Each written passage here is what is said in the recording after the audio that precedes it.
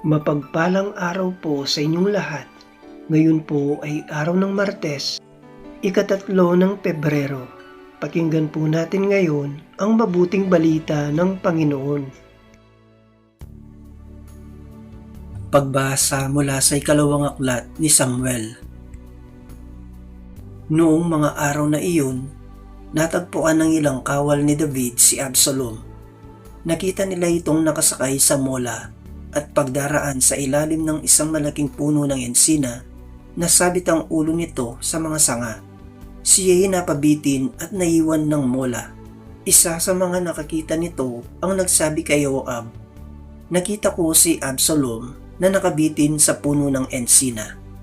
Pumili si Joab ng 3 sibat at isa-isang itinusok sa dibdib ni Absalom na nooy buhay pang nakabitin sa puno. Nakaupo noon si David sa pagitan ng pintuang panlabas at pintuang panloob ng lungsod. Umakyat naman sa bantayan ng muog ang isang taliba. Pagtanaw niya may nakita siyang isang lalaking tumatakbong palapit. Tinawag niya ang pansin ng hari tungkol sa kanyang nakita. Wika ng hari, "Kung nag-iisa, piyong may dalang mabuting balita." Sinabi sa kanya ng hari, "Diyan ka muna tumayo sa isang tabi," at gayon nga ang ginawa ni Ahimaas. Dumating naman ang kusita at ganito ang sabi, "Mabuting balita, inyong kamahalan. Ngayong araw na ito'y iniligtas kayo ng Panginoon sa lahat ng maghimagsik laban sa inyo." "Kumusta si Absalom?" tanong ng hari. "Sana'y sapitin ng lahat ng kaaway ng hari at lahat ng naghahangad manakit sa inyo," ang sinapit ni Absalom. Sa balitang ito'y naghimagsik ang hari. Umakyat siya sa isang silid sa itaas ng pintuan ng lungsod at nanangis ng gayon na lamang. Wika niya, "Absalom, Absalom, anak ko, bakit kaya hindi pa ako, sa halip na ikaw ang namatay?"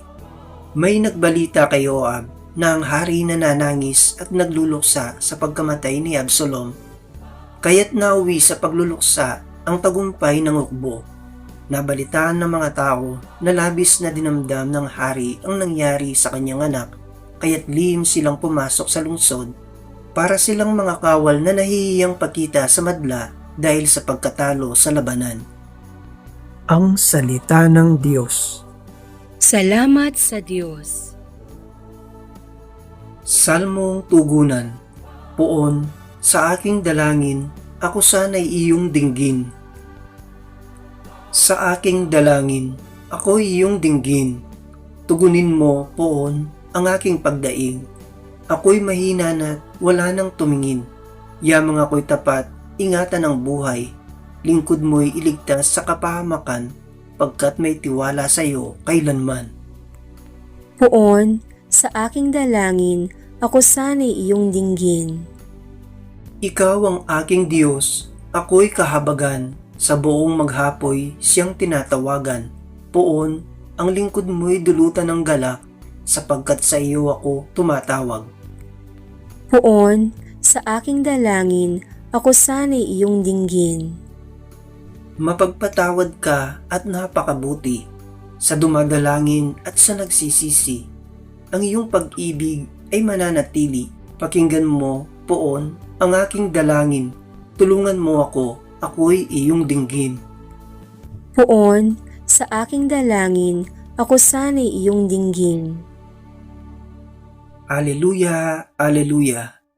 Inako ni Jesucristo ang sakit ng mga tao upang matubos niya tayo. Aleluya, aleluya.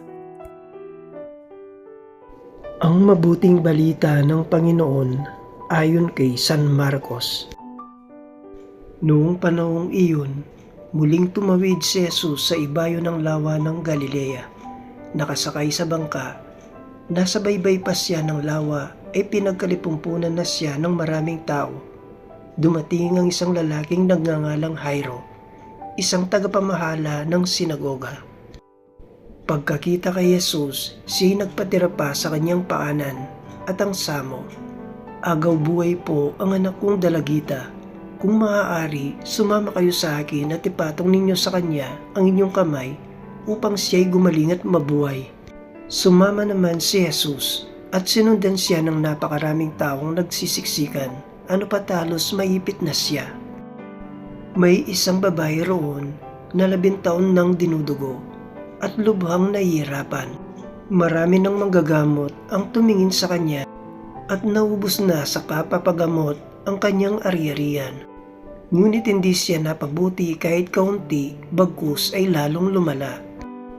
Narinig niya ang sinabi ng mga tao tungkol kay Jesus, kaya't nakipagsiksikan siya hanggang sa makalapit sa likuran ni Jesus at hinipo niya ang damit nito, sapagkat sinabi niya sa sarili, mahipo ko lang ang kanyang damit ay gagaling na ako.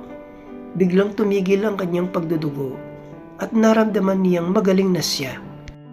Naramdaman naman ni Jesus na may kapangyarihang lumabas sa kanya, kaya't bumaling siya sa mga tao at nagtanong, sino ang humipo sa akin? Sumagot ang kanyang mga alagad, nakikita po ninyong nagsisiksikan ang napakaraming tao. Bakit itinatanong ninyo kung sino ang humipo sa inyo? Subalit patuloy na lumingalinga si Jesus. Hinahanap ang humipo sa kanya. Palibhas ay alam ng babae ang nangyari. Siya'y nanginginig sa takot na lumapit kay Jesus. Nagpatira pa at ipinagtapat ang buong katotohanan. Sinabi sa kanya ni Jesus, anak, pinagaling ka ng iyong pananalig sa akin. Umuwi ka na't ipanatag mo ang iyong kalooban. Lubusan ka ng magaling sa iyong karamdaman. Samantalang nagsasalita pa si Jesus, may ilang dumating mula sa bahay ni Jairo. Patay na po ang anak ninyo, sabi nila. Bakit pa ninyo abalahin ng guro? Hindi pinansin ni Jesus ang kanilang sinabi. Sa halip ay sinabi sa tagapamahala, huwag kang mabagabag, manalig ka. At wala siyang isinama kundi si Pedro at ang magkapatid na Santiago at Juan. Nang dumating sila sa bahay ng tagapamahala, nakita ni Jesus na gulong-gulo ang mga tao. May mga nananangis pa at nanadaghoy. Pagpasok niya ay kanyang sinabi, bakit kayo nagkakagulo at nananangis? Hindi patay ang bata, natutulog lamang. Ngunit pinagtawanan siya ng mga tao. Pinalabas niya ang lahat, maliban sa ama't ina ng bata at sa 3 alagad, at sila'y pumasok sa kinaroroonan ng bata. Hinawakan niya ito sa kamay at sinabi, Talita kumi, na ang ibig sabihin, ineng, sinasabi ko sa iyo, magbangon ka. Pagdakay, bumangon ang bata at lumakad. Siya'y 12 taon na, at namangha ang lahat. Maigpit na ipinagbilin ni Jesus na huwag ipaalam ito kaninuman at iniutos niyang bigyan ng pagkain ng bata. Ang mabuting balita ng Panginoon. Pinupuri ka namin, Panginoong Hesukristo.